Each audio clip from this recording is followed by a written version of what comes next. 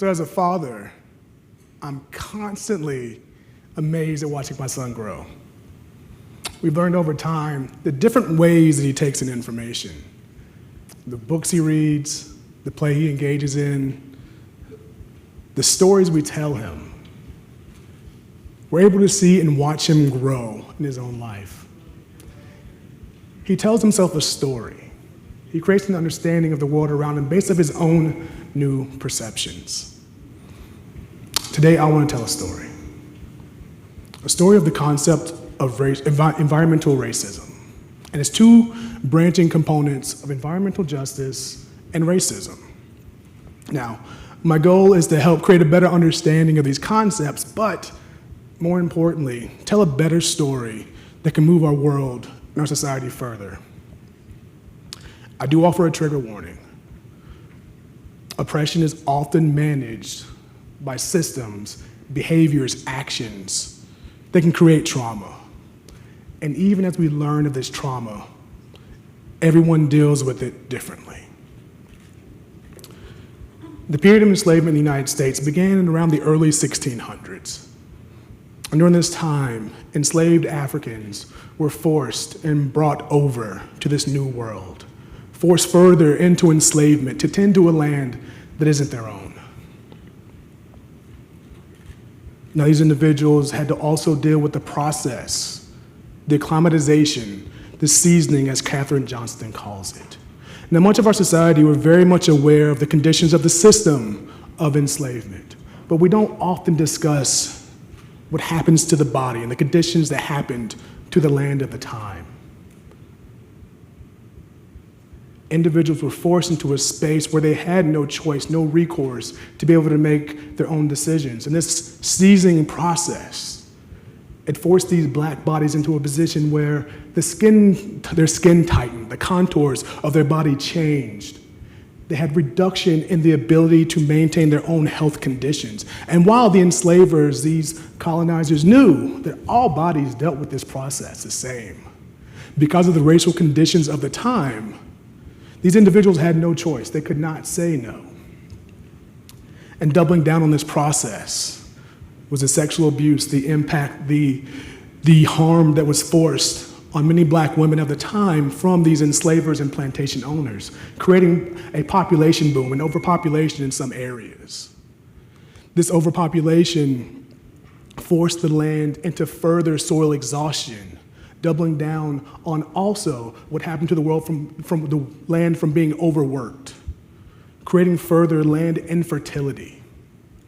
And unfortunately, as opposed to dealing with the land, tending to the land, plantation owners chose, because it was cheaper, to buy new land and further the direction of enslavement throughout this country, as well as reduce the ability of the land to adapt and adjust to its new circumstances.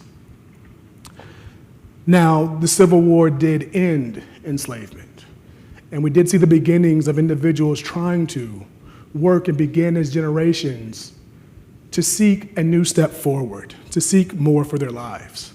We also saw from Europe, from Asia, immigrants coming to this new world, seeking their own version of prosperity. Now, during this generation, during this time, we are also able to see the goal, the want for home ownership, the ability to own one's own home as well as own one's own land. But unfortunately, the system of slavery, the system of racism still existed.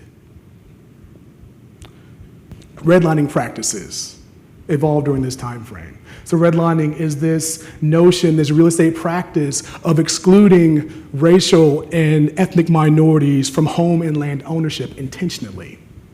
We saw policies that were built during this time as well that intentionally excluded racial and ethnic minorities from being able to exist and have land in their own time. In some areas we also saw that there were zoning practices that reduced individual neighborhoods, areas that were otherwise known to be residential for home ownership and home creation, to industrial, once it was known that black families were moving into these areas. We also saw at this time, because of these policies, because of these different conditions, what we see now as ghettos and slums developed because of the industrialization that happened in many of these black areas and neighborhoods. These residencies also saw an influx of different industrialized warehouses and manufacturing work moving in, reducing access to healthcare, reducing access to education. Now, we do learn in our society, and we did learn. We learned far more about the impacts of the environment. And we had movements begin as a nation to better understand the involvement that we can have to create a better world for all of us as individuals. The 1970s, we saw the beginnings of the EPA, the Environmental Protection Agency. Now, this was an agency tasked with the ability to be able to move society forward, create policies, educational standards that can better support our understanding of the environment. We also saw Earth Day, this great celebration that we have that still goes on today that gives us access to a better understanding of what is happening in our own lives and what we can do to better ourselves and to better our communities. We saw the creation of many policies that were focused on not just localized efforts, but efforts across the nation. But unfortunately, race was consistently left out of this conversation. Rarely were individuals in minority and racial communities tasked with these conversations to be able to support their own destinies and to support their own understandings of how to move forward. And here we are today. Our society as a whole has a better understanding of racism and environmental justice. We have a better understanding of the impact of the world around us, and we do have efforts abroad, internationally, nationally, that are focused on change, policies, the Paris Accords, the Inflation Reduction Act, which is tasked with improving efforts for clean energy. Locally, we've had Governor Roy Cooper sign executive orders that are pushing climate change and action forward in the state of North Carolina. In 2022, we saw Joe Biden and the Biden administration release the Climate and Economic Justice Screening Tool. Now, this screening tool was put in place to be able to support efforts for environmental justice, especially for disadvantaged communities. Intentionally, race was left out of this tool as an identifier because, as the administration stated, it would be much more difficult with race as an identifying tool to support and deal with measures if they came to legal battles. And it wasn't until activists challenged the administration of the importance of keeping this tool as an identifier for race especially.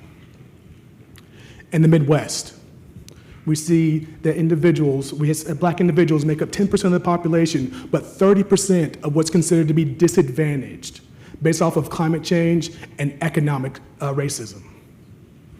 Currently, we're dealing with the largest migration of black individuals to the South that we've seen in 50 years, 5 decades. Much of this due to the environmental conditions in these neighborhoods. Those residents in the Midwest, 33% more likely to be given a lung cancer diagnosis, the cancer most associated with air pollutants than black individuals in the other 38 states in this country. One thing I want you to understand, the story is not over. We do have the ability to create change. As we are continuing to working together, developing, learning, understanding, there are strategies and ways that we as individuals can increase the impact to the world around us. We're able to incorporate anti-racist, anti-oppressive strategies into environmental justice work and vice versa to create that cultural shift that our society so desperately needs and deserves. Reaching out to communities that are impacted to ensure that their health and wellness education is included in the environmental and social determinants of health considerations. Being able to ensure that people know what's happening in the world around them so they can be informed to make the best decisions for their own lives. Supporting localized environmental justice needs. This means also supporting and challenging politicians to make the best decisions for our environment as a whole as well. Environmental racism is zero-sum. We're all impacted. It doesn't matter how much money you make and who you are. We're not going to survive this individually unless we survive it together. And we do have the ability to create that change if we're able to understand and harness our own individual powers as well. Thank you.